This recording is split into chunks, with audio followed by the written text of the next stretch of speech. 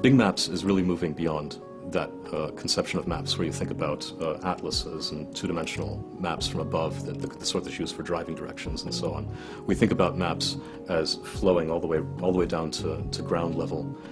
That's where we start thinking about these immersed and augmented reality sorts of scenarios, and we'd like to start thinking about everything that you see and experience at all different times of day and night in the street. If you look up, you should see the stars. You should be able to get that augmented experience of understanding what all of the celestial bodies are that are in the sky at this particular time. And what we really focused on in Bing Maps is making a continuum of experience that goes all the way from that overview that's more like a classic atlas or a map, down to an oblique view where you can begin to see the facades of buildings and you can begin to see at an angle that's closer to human experience and pan around in that sort of SimCity-like view, all the way down to the human scale where the map is effectively as big as reality itself. It's meant to be experienced as you would experience it walking or biking or driving.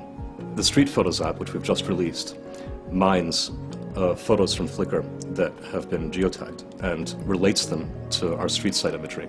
So it shows that imagery in its original spatial context. Then if you click on that photo, you can go and see it on its original Flickr page. So this is just a new experience that we think is in the spirit of a mashup. It's something that isn't possible from the imagery alone, from Flickr alone. It's not possible from mapping alone. It's really something brand new that's the synthesis of the two. For this initial tech preview, what we've done is we've just taken one crawl through all of Flickr's geotagged imagery in Vancouver and Seattle and San Francisco. We've filtered it by Creative Commons imagery only. So we're looking for a Creative Commons attribution imagery. So we really want to stick to imagery that Flickr users have explicitly said is okay to reuse in these ways. And we take those photos, we match them against our Streetside imagery, and we establish a perfect visual lock between that imagery and the imagery that we collect using the panoramic camera that drives up and down the streets.